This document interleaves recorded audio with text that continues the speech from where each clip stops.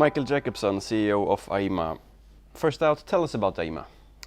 Well, Ayima is, we started originally about 10 years ago as a specialist search engine optimization company. We were from the gaming background, and the online gaming sector back in the early 2000s was going through an explosion in growth. And as it was a little bit of a grey area in a lot of countries, they were blocked from advertising and marketing and mainstream media.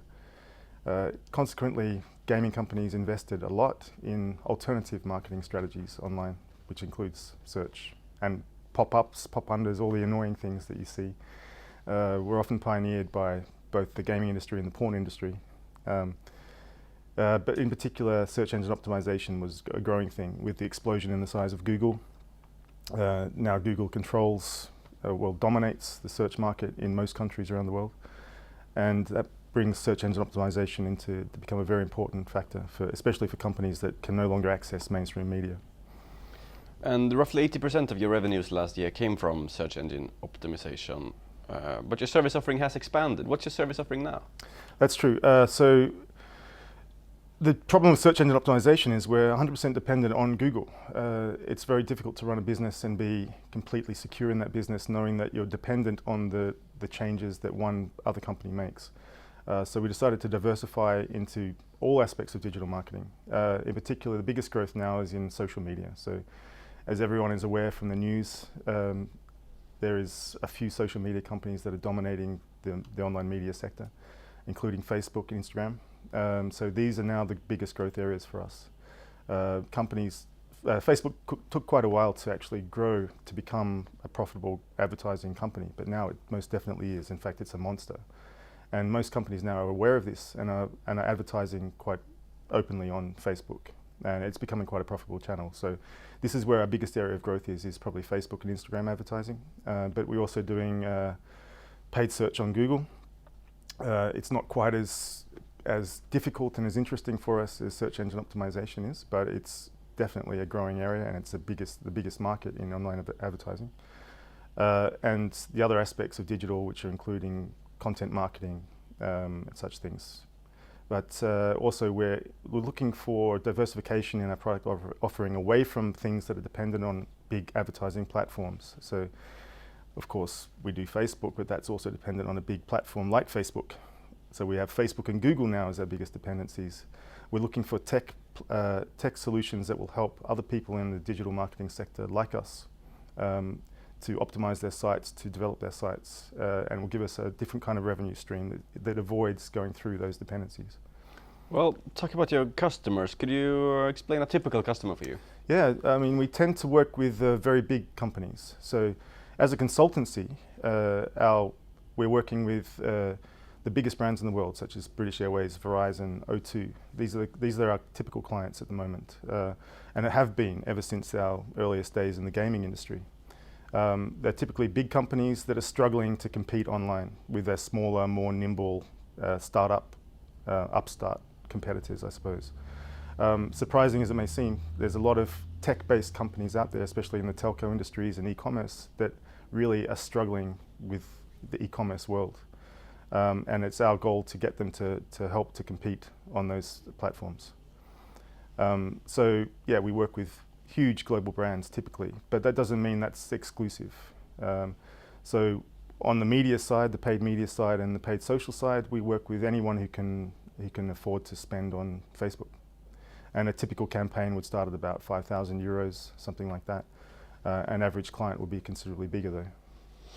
And talking about your competitors, what separates you from them? Well, I think over the years, it's been our ability to cultivate talent. With SEO, when we started, that's our route, of course. People who are into SEO are a particular kind of person, and they don't like to work in a big corporate environment. And we were able to give them the right kind of balance that gave them a satisfying career, but also allowed them to flourish in whatever sort of area they wanted to do. So we give them a lot of freedom. And we run a kind of very loose organization that seems to satisfy those people. So we've managed to hold on to our talent for a very long time. So we've built a very cohesive culture in the company, and I think that's the main thing that separates us. That these people love working for us, that they develop their skills and talents over the years, and they nurture other talent. We have like a friendly competitive environment where people are very openly sharing knowledge and are very happy and excited to be sharing knowledge in the company. One thing that I just have to ask is that you've said that you can detect changes in the underlying algorithms of Google. How does that work? Well, it ain't easy.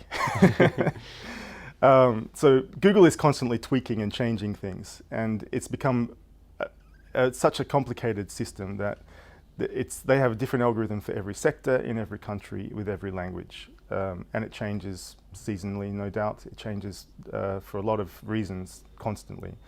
You can spend your whole life trying to second guess what's going on with Google's algorithm. Essentially, in search engine optimization, there's a community of professionals, and they're constantly monitoring the sites that they work on, other big sites that they see, and they're blogging and they're chatting about it online, about big changes they see and general trends in the industry. So we're essentially collecting data. We collect data from search engines to look for trends. We have reporting systems that follow these trends, and we try to find explanations for them. Sometimes Google makes statements, sometimes, usually not. But often there's a lot of people out there who are in our sector that talk about the changes they've seen and speculate about what it might mean. So a lot of it is about sorting out the crap which is being discussed out there in the world and actually pinpointing real changes that are affecting real results. And it's not easy, that's for sure. If it was, there would be a lot of people in our business. Leaving SEO and looking forward, in 2016 you grew the company revenues with roughly 73%. What's your outlook for the upcoming years? Well, we're definitely on a growth curve, and we intend to keep growing, and that's exactly what we're doing here. And the main reason why we're listing is because growth requires funding. We're investing in people, we're investing in sales, we're investing in new products, and we want to see the company grow to be many times bigger, in fact, than what it currently is. Okay, and concluding our interview, why do you think our viewers should invest in Ayima? Well, we've got a long track record. You know, we started in this business almost 10 years ago. We've been profitable almost every single year, so we're not exactly a speculative company. What we are is a company that has a new vision and a new spurt of growth. So we know how it's done. We have a good, clear strategy for where we're going to go. And we've got a strong track record in being a profitable company with good, solid results over the years. Okay. With that, I want to thank you for coming and wish you good luck now for the future. Thank you very much. Thank you.